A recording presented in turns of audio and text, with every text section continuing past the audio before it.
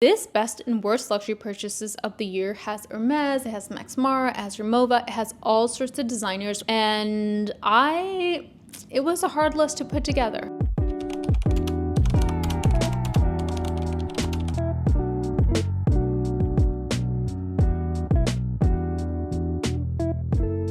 Hey guys, welcome to my YouTube channel. This is my first video ever. No, actually that's a lie. I've been posting YouTube shorts for so long, and I thought I love yapping about fashion, beauty, and lifestyle and all things luxury, so why not make a long form video? So on the last day of 2024, I don't know when you're going to be watching this, but on the last day of 2024, I was going through my closet and I thought there are some pieces that I haven't worn, but there are some pieces that I wear again and again and again. So I thought I'd make a best and worst luxury purchases of 2024 video.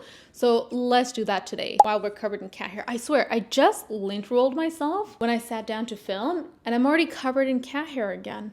I guess that's what happens when you have two cats who love to cuddle with you. I typically only bring something into my closet if I really, really love it. So I'll spend a lot of time thinking about it. I'll think of where it fits into my wardrobe. If there's a gap in my wardrobe that needs to be filled, I will eventually girl math myself into buying it, and I will make sure I wear it a lot and I get the best cost per wear out of it. However, there were some pieces in my closet that I noticed I haven't worn in probably months. All the worst purchases on this list are not necessarily bad quality pieces. They're actually made out of good quality. I usually don't buy anything that doesn't have great quality, but these are pieces that I, for some reason, could not style or make them work within my wardrobe, and I just wasn't reaching for them, and that's why they're considered worst purchases. With that being said, let's get into this list. First luxury purchase of the year has got to be this Max Mara Manuela coat in the color camel. I love this coat so much. I thought of this coat for almost 4 years, more than 4 years actually. I first thought of purchasing this coat in 2019 when Max Mara did a campaign on all their icons coat, and this was part of that. This was part of the icon line, and I didn't buy it in 2019 because I was like, it's so expensive, but I got it earlier this year in March, and I'm so glad I did because I will find every opportunity to wear this coat. First of all, it's so warm. It's made out of camel hair, so it keeps you really warm. The other day was negative 20 degrees. It was so cold. I put on a cashmere turtleneck and this coat on top, and I was so warm. And I love the camel color. It is so classic. I thought of maybe getting this coat in black, but I already have so many black coats. So the camel was a perfect addition to my closet. It's so classic. It's so beautiful. I wear it to the office. I wear it when I'm running errands, like doing groceries or just going shopping, when I'm going out to brunch, even for nighttime events. Such a classic coat, and I really can't believe I waited this long to purchase it. I will say though, I got this coat in Chicago in March, but you can always find this coat on sale if you wait a bit. So if you wait until like late April, May, you can usually find this coat on sale in different colors. And it's such a good investment piece, and that's why this is my first luxury purchase of the year. This is my first worst luxury purchase of the year. It's from Hermes, and I'm so sad I don't use it as much as I wish I did. I got this when I was in Texas earlier this year, and I was so excited when I purchased it. It is a scarf ring from Hermes in this very cool infinity design. It's in gold hardware, which I love. And when I first saw it in Texas, I hadn't seen it anywhere else. I hadn't seen it in New York or Toronto, or even I think I was down in Miami. I hadn't seen it there. So when I saw it, I was like, this is so beautiful. I love scarf rings. I use my Hermes Moore scarf ring all the time. You guys have seen me do a million hacks with it, and I thought I could do the same with this. It was a bit expensive for a scarf ring. I think the Moore scarf ring is about $200. This one was about $400 or $500, and I have probably used it twice. I did do a hack with this using my Kelly 25, and it looked very cool, but that's the only hack I could come up with. I don't know if I just need to play around with it more, and maybe I'll come up with new ideas, but I just don't wear it. And I don't buy anything from Hermes that I don't truly enjoy, and 99% of the time I would love it, but this just isn't for me. I don't know.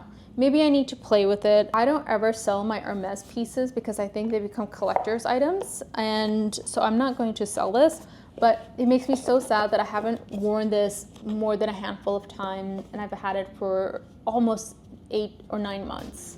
So that's a bummer. My second best luxury purchase of the year is my Rimowa checked-in luggage in the large size in the Essentials line.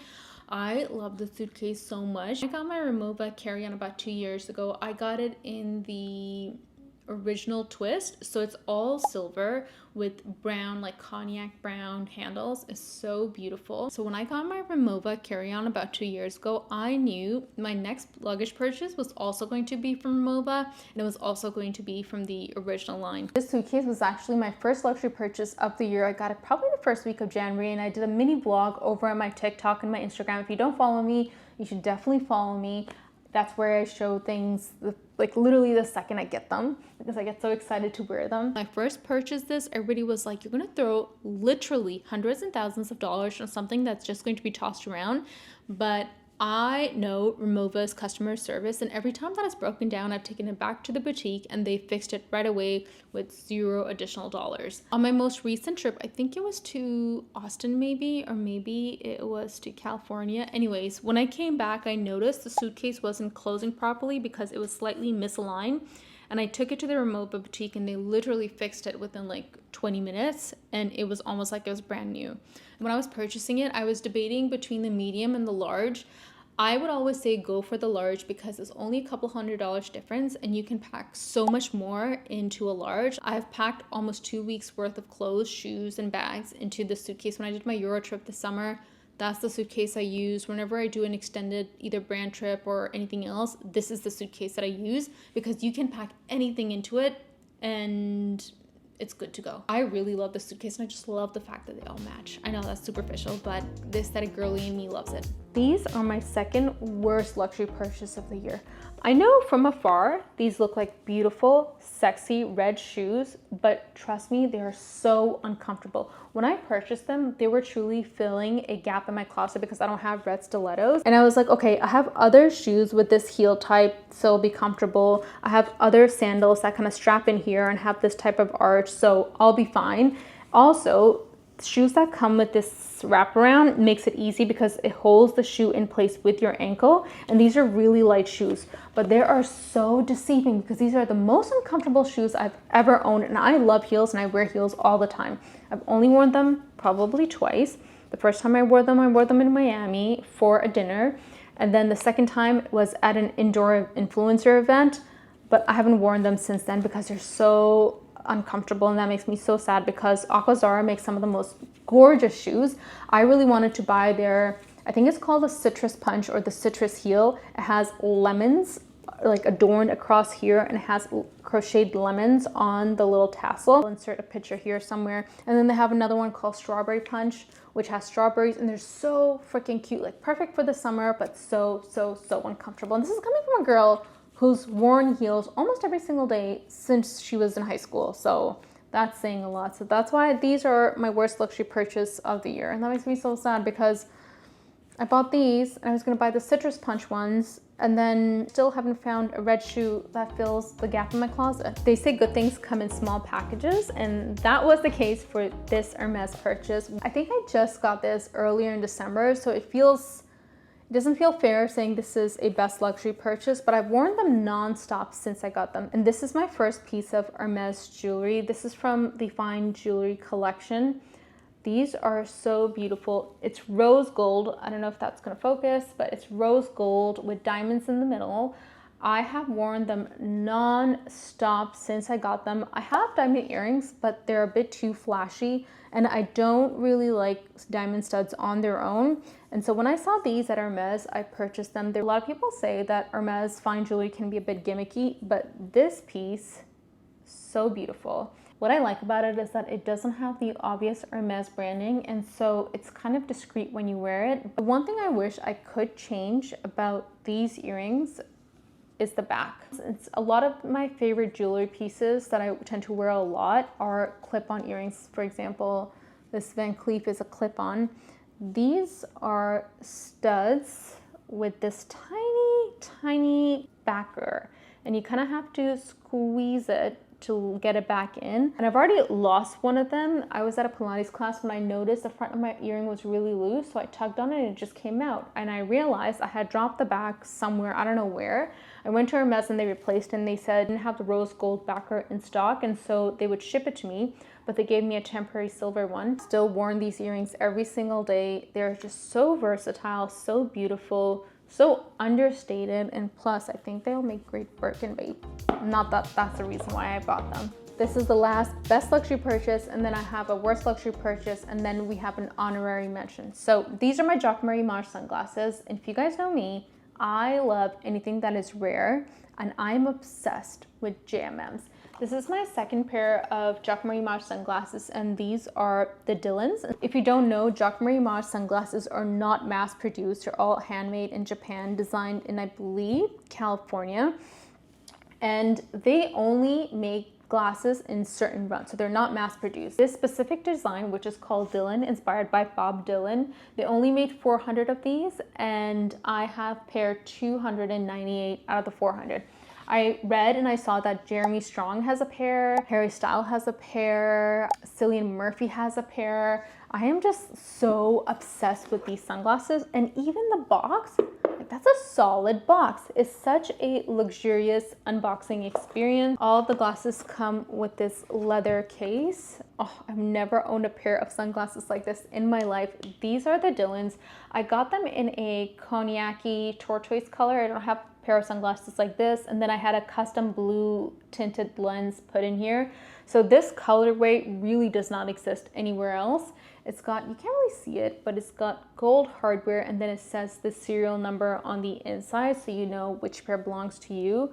And I love this pair so much. They're really comfortable to wear, light on the face, and I have an angular face, so I used to buy large kind of blocky sunglasses, but these sunglasses converted me, and I'm a total sucker for more tapered sunglasses now. Been such an amazing everyday luxury purchase for me. I've worn it nonstop. I got a pair last year called the Ensos, which are a lot blockier and chunkier, and then I'm thinking of getting a pair next week. So come back for next week's vlog, and we're going to go to the store together, and I'll show you which pair I get.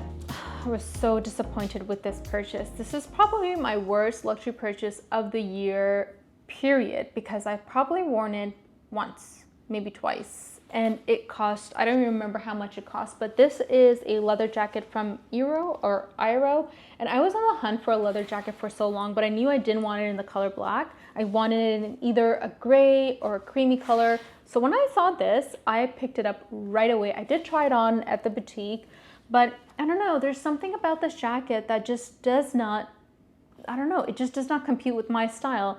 And my style is slightly androgynous and masculine, so technically this should fit with the rest of my wardrobe, but I don't know.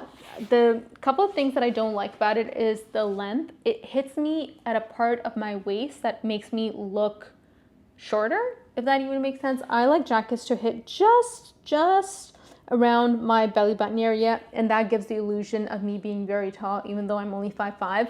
This jacket somehow makes me look shorter than 5'2". I don't know how that's possible. The other thing I don't like about this jacket, even though this is lambskin, maybe this will change over time if I wear it more.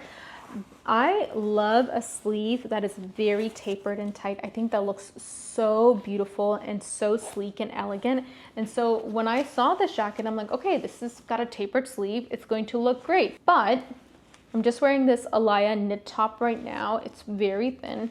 When I put this jacket on, if I'm wearing anything underneath, and I bend my elbow, it becomes so uncomfortably tight here. And it's not even, I don't even think it's leather. I think it's the lining on the inside.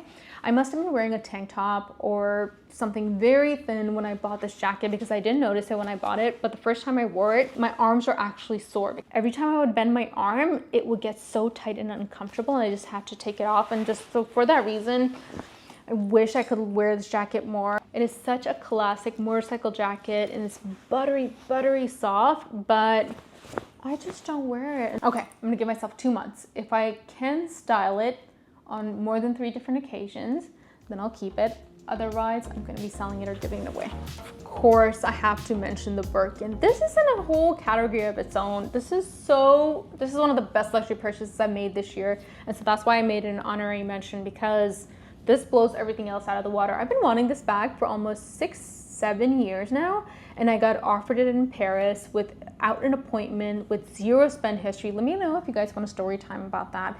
But I love this bag so much, and this is exactly what I wanted. So when she pulled it out, I was like, oh, Oh my god, am I dreaming? This is Birkin 30 in Epsom leather, a tube color, gold hardware, and just one of the best bags I've ever owned. I use this for work. I actually carry groceries in here the way it was intended to be used. Once I put my niece in here, it was so cute.